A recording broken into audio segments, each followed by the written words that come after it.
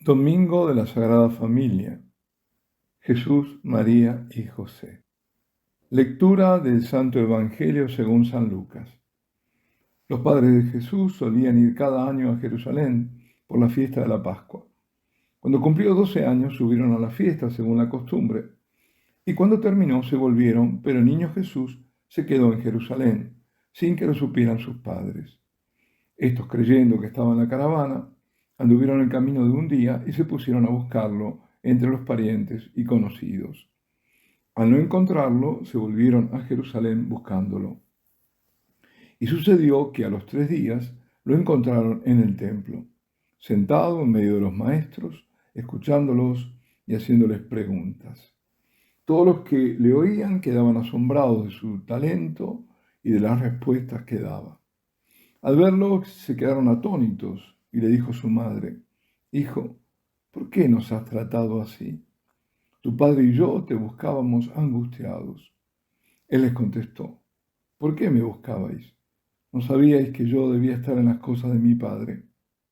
Pero ellos no comprendieron lo que les dijo. Él bajó con ellos y fue a Nazaret y estaba sujeto a ellos. Su madre conservaba todo esto en su corazón. Y Jesús iba creciendo en sabiduría, en estatura y en gracia ante Dios y ante los hombres. Palabra del Señor.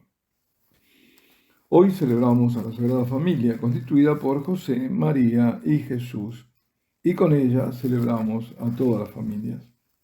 La familia es don y al mismo tiempo obra de Dios. Es por tanto institución divina, y en esta fiesta lo estamos recordando. Nuestro Creador concibió la familia como santuario, porque como en la de Nazaret, que es nuestro modelo, el centro está Dios. Ahí está. Así es la familia bien constituida, la familia que Dios ha querido para nosotros, es aquella en la que la persona crece y aprende a vivir y por tanto es su escuela de vida y de amor en ese ámbito familiar. La familia debe ser el ámbito de la comunión de amor. Tan desquiciado está este mundo apóstata y tan depravado que hoy es necesario decir que la familia la constituye el padre, la madre y los hijos. La familia es ese espacio donde se desarrolla espiritualmente la persona y donde madura su personalidad. Por eso es tan necesario preservar y defender a la familia. Si de algo debería haberse ocupado prioritariamente el sínodo de la familia, era de defender a la familia, de defenderla de ideologías perversas y pervertidoras, donde se redefine, entre comillas, como familia, lo que por falta de naturaleza es su opuesto. Esa pobre gente alienada que busca alienar a toda la sociedad, sociópatas, como los llama el doctor Selenco, son los que niegan a la familia su carácter sacro, creado y querido por Dios. Y te dicen que eso de la familia es una cuestión cultural. Son estructuras sociomentales que se han ido incorporando, como el de ser hombre o mujer. Entonces hay que ir a la deconstrucción, a desarmar lo que según ellos se ha ido armando. Todos los que se nos fue incorporando, los que nos fueron diciendo cuando nos criaron. Pues al diablo con todo eso, claro, claro, justamente al diablo. Si esto no es profundamente diabólico y no lo vemos, es que hemos perdido todo sentido de la realidad.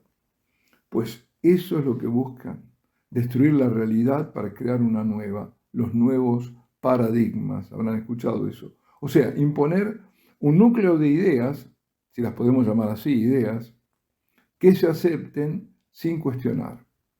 Primero ellos cuestionan la realidad, para luego imponer sus aberraciones que no se discuten, como que el niño elija su sexo, que 2 hombres o 2 mujeres homosexuales constituyen una familia, o transexuales, o las combinaciones que se os ocurran, incluso relaciones incestuosas. Para Sodoma todo vale. Eso que ya estaba presente hace 8 años y que se veía los fenomenales recursos que se estaban utilizando para imponer la ideología de género y toda esta otra porquería, o sea, la destrucción de la familia de la persona, no fue, lamentablemente, el tema principal de debate, sino los divorciados vueltos a unir. Y todo terminó en eso. Pues en esta fiesta nosotros honramos a Dios en la Sagrada Familia. Al Padre que quiso que el Hijo naciera, se nutriera, viviera, creciera y se educara en una familia. Y para eso primero eligió a María como la madre de su Hijo y junto a ella a José como la cabeza y el custodio de la familia. Y para que fuera un padre para el Hijo. Un padre aquí en la tierra. En aquella única, irrepetible y santa familia, la cabeza era José. El corazón era María y al centro estaba Dios en su Hijo unigénito, ahora Hijo del hombre por María. Este es el motivo por el que podemos considerar que en la Santa Familia de Nazaret toda familia haya sido consagrada, o sea, hecha por Dios ámbito sagrado. Y a pesar de que Jesús, por ser Dios, era el centro de aquella sagrada familia, como Hijo del hombre obedecía, honraba y respetaba a su madre y a José. De José, como jefe de familia, poco sabemos, lo suficiente, sin embargo, como para darnos cuenta que no le fueron ahorradas penurias y pruebas, y que si Dios Padre lo puso al frente, era porque era un hombre fuerte y adornado de grandes virtudes. Baste pensar los sentimientos de este justo varón ante el misterio del embarazo de su prometida esposa, o la huida repentina a Egipto, y la vida empezando de nuevo en un medio extranjero y quizás hostil. Evidentemente es de toda lógica que Dios Padre no pondría a cargo de su propio Hijo y de la Inmaculada bajo el cuidado de un hombre como los demás. Por eso, San José fue también el irrepetible en sus virtudes, fue irrepetible en su santidad, irrepetible. Pues en el ámbito familiar de una familia probada fue que nació y fue desarrollándose en su humanidad el Salvador de toda la humanidad.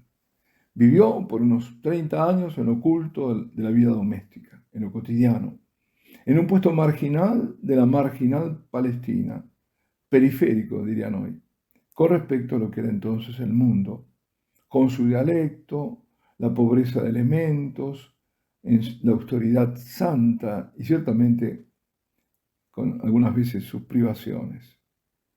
Debía el hombre deshacer, o mejor rehacer el camino del primer hombre, a quien instigado por el demonio, la soberbia de querer ser como Dios, lo llevó a la perdición. Pues el nuevo hombre, el nuevo Adán, Dios encarnado, tenía que seguir el camino de la humildad y de la obediencia como lo hizo Jesús en Nazaret. Pero vayamos al Evangelio de San Lucas. Si leemos el prólogo de su Evangelio, dice el evangelista que se preocupó de conocer todos los hechos y de relatarlos en forma ordenada. Por eso es muy probable que él, que es el único que relata la infancia de Jesús, haya sabido de la misma Santísima Virgen lo que nos transmite. Aquí nos dice que José y María iban todos los años para la Pascua judía a Jerusalén. Y por cierto, llevarían a Jesús. Bueno, aquí hay que saber que los hombres debían subir a Jerusalén para las fiestas importantes, que eran 3, tantas veces al año, como fiestas. Así lo prescribía la ley, decía, 3 veces al año se presentarán todos tus varones ante Yahvé tu Dios, en lugar por él elegido. En este caso era el templo de Jerusalén. En la fiesta de los ácimos, en la fiesta de las semanas y en la fiesta de los tabernáculos. Y no se presentarán ante Yahvé con las manos vacías. Cada uno ofrezca a proporción de lo que pueda dar, según la bendición que Yahvé tu Dios te haya otorgado. Deuteronomio 16, 16, 17.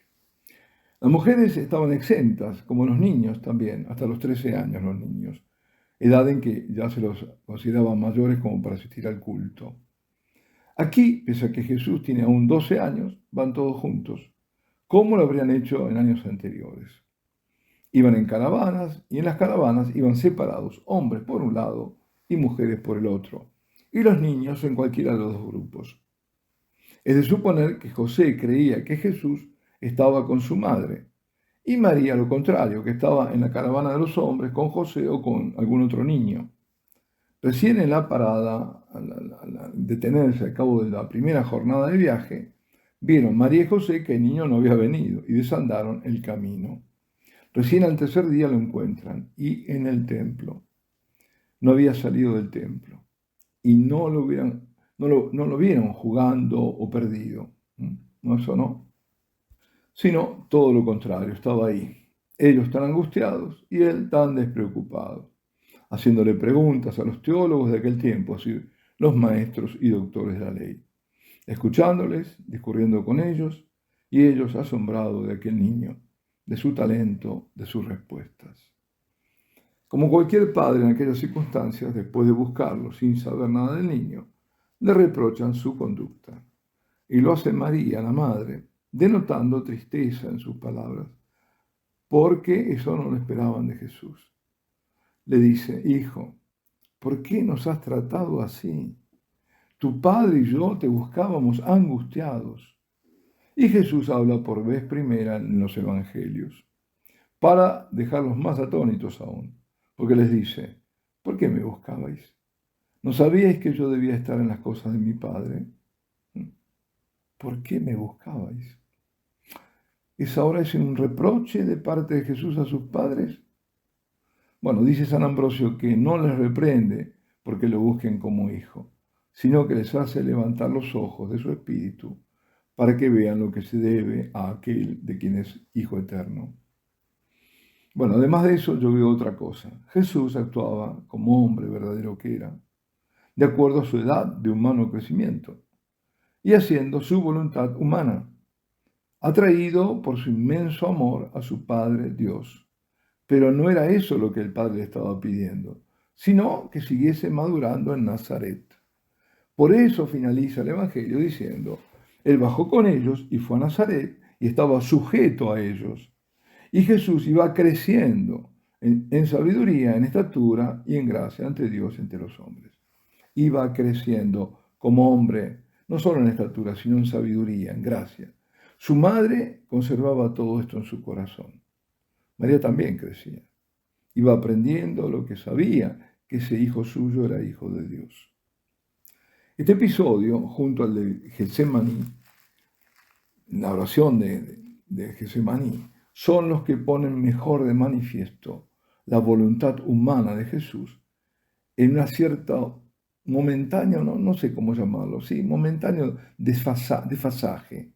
No es conflicto, no es una disonancia, es un desfasaje con la voluntad divina del Padre. En Jesús están presentes las dos voluntades. Y al final siempre la voluntad humana suya se alinea, se hace una, coincide con su voluntad divina. Aquí Jesús niño quiso anticipar acontecimientos. No era todavía la hora, debía seguir creciendo oculto en Nazaret, hasta el momento de salir de allí a cumplir su misión. Y terminar, esa vez sí, en Jerusalén, fuera de sus muros, cuando el templo de su cuerpo fuera destruido, para luego él erigirlo al tercer día. Jesús en aquel momento regresó a Jerusalén, sujeto a José y María. Esto es lo establecido por Dios, que los hijos estén sujetos a sus padres. Por eso, porque Dios ha establecido esa autoridad de los padres sobre los hijos, la rebelión a los padres es rebelión contra Dios. Por lo mismo, dentro de un contexto anárquico, como las luchas que hoy se presentan, del odio feminista, que de femenino no tiene nada, sino todo lo contrario, porque niega la naturaleza femenina, que es la de la belleza, la maternidad, la finura, la delicadeza, la espiritualidad refinada ante la que el varón se inclina, o todas esas otras rebeliones también violentas, como eran las de colores y negras, como la muerte, son todas, lo vemos ahora, rebeliones de la guerra contra Dios. Como decía al principio, la rebelión a Dios, la gran apostasía, hoy se manifiesta en el absurdo de pretender redefinir diabólicamente el significado de familia, cuando este es unívoco. Familia es solo aquella constituida por padre, madre e hijos. Punto. Por otra parte, muchísimas familias están heridas, divididas, quebradas. Solo el Señor tiene el poder de restaurar las vidas, de cicatrizar las heridas, de devolver la esperanza y de dar la paz. Solo Él. Pero todo lo que el Señor haga lo hará sin quebrantar su ley. En Dios no hay contradicción y Él no otorga excepciones o da concesiones para vivir contra su ley. El Señor tiene sus caminos, pero nunca estos son contradictorios ni ambiguos. Las familias están bajo ataque persistente del enemigo. En estos momentos los blancos son los niños. Y las amenazas, y más que amenazas, hechos de quitarles a los padres la patria potestad de sus hijos. Para luchar contra esta perversión absurda, pero mortal en cuanto al daño que puede infligir, contamos con el auxilio de un niño, con la fortaleza de un cordero, con un Dios que se hizo pequeño para que no tengamos miedo de él y para que confiemos, porque ese niño que ayer y hoy es signo de contradicción, vino a librarnos y esa liberación empieza hoy mismo, cuando lo acogemos y decidimos seguirlo. Él irradia su paz, su amor, su protección, desde un pesebre, desde una cuna, desde el seno de una familia, la suya, la de María y José. José, el hombre fuerte que el Padre eligió para la familia de su Hijo. Grande es el poder de San José, junto al de María. Por eso nosotros que nos hemos consagrado y renovado la consagración a la Santísima Virgen, hoy le pedimos a San José vivir bajo su patrocinio. Seamos de Dios por María, consagrados a su Inmaculado Corazón. Pidamos la protección de San José, sabiendo que la obtendremos, y adoremos a Jesús niño en Belén y presente en el Santísimo Sacramento. Nadie se desaliente ni se agobie, porque toda esta obra demoníaca que nos quiere arrollar será todo barrido por el poder de Dios. La familia, como cada integrante y cada persona sin familia, solo permanecerá unida en su unión familiar, en su unidad personal, si permanece en el Señor, en oración y adoración, preservados en el corazón de María e implorando el patrocinio de San José. En las familias en crisis deshechas deberán los miembros con fe interceder por aquellos que no la tienen. Y ahora invoco la protección, la intercesión de Santa María y San José sobre cada uno de vosotros, sobre cada familia, sobre cada persona. Sursum corda, arriba los corazones. Alabado sea Jesucristo.